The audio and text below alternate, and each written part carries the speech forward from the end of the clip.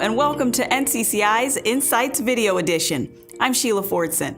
This is where you'll learn more about the latest articles and research found on the NCCI.com Insights portal. Links to each article we mention are below in the description box.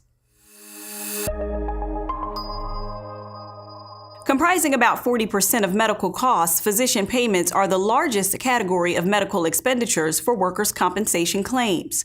Fee schedules implemented by most states establish maximum reimbursement rates for physician services and are updated periodically. Our latest research brief explains more about how changes in fee schedules affect physician payments. Here's NCCI Associate Actuary David Colon and Senior Actuarial Analyst Paul Hendrick.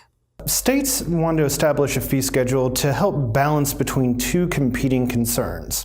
On the one hand, they want to control workers' compensation costs. On the other hand, they want to ensure access to care for injured workers.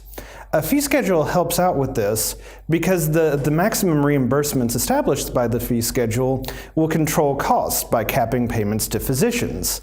This will obviously translate into lower workers' comp rates for employers as their medical costs decrease. On the other hand, the state wants to ensure that reimbursements are set high enough that physicians are actually willing to provide medical services to those injured workers.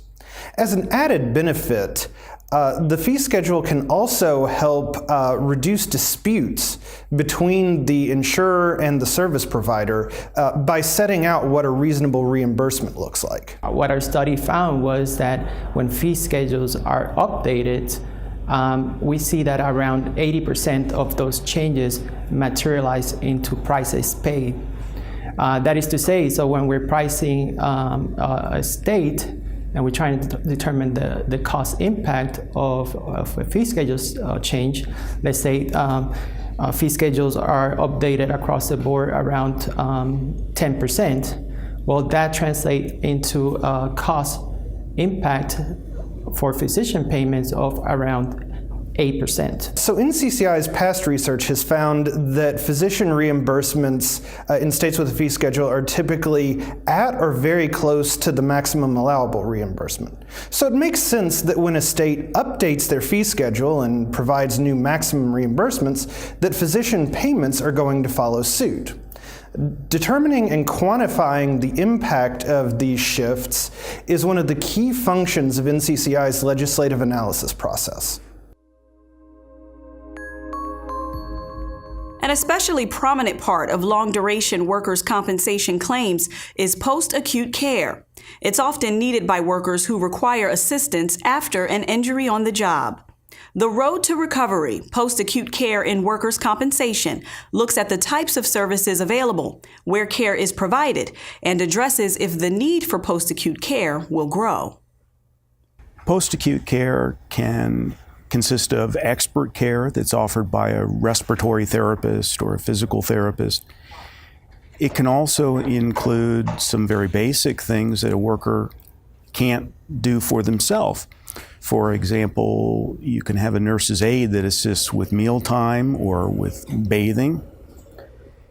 It can also consist of basic housekeeping chores for someone who's in post-acute care for a long time. For someone who has very critical injuries, it may involve some psychological care as well to help them adjust to their new reality. But a very important factor in the future of post-acute care is advances in medical science. The news lately has been filled with comments about robotic exoskeletons that can provide mobility for injured workers that are paralyzed. There are new forms of wheelchairs being developed that also provide greater mobility. These new assistive devices will give greater independence to injured workers, and that's likely to decrease the need for post-acute care. But in the short term, that equipment will have to be fitted to the individual, and they'll have to learn how to use the equipment, and that could increase the need for post-acute care.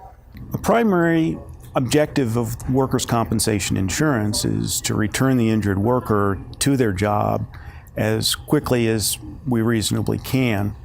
And as long as post-acute care has a role in improving the worker's life and getting them back to living, then it will have a place in work comp. It's no secret that technology and automation are shaping the way several industries are evolving. What impact could this have on the workforce of the future and the workers' compensation industry? In our latest Industry Roundtable, Bill Donnell, NCCI President and CEO, discusses this and more with Dr. John Howard, Director of the National Institute for Occupational Safety and Health. Dr. Howard talks about the many ways the workforce is changing, the associated impacts, and what the industry can do to prepare. Thanks again for watching this episode of NCCI's Insights Video Edition. The next time you join us, we'll have a totally new look, and so will our Insights portal. Access an expanded resource for articles, research, and the latest content and issues that matter to you seamlessly. Thanks to our new design created with you in mind. With leading industry experts and unmatched analysis, we deliver insights to power a healthy workers' compensation system from the source you trust.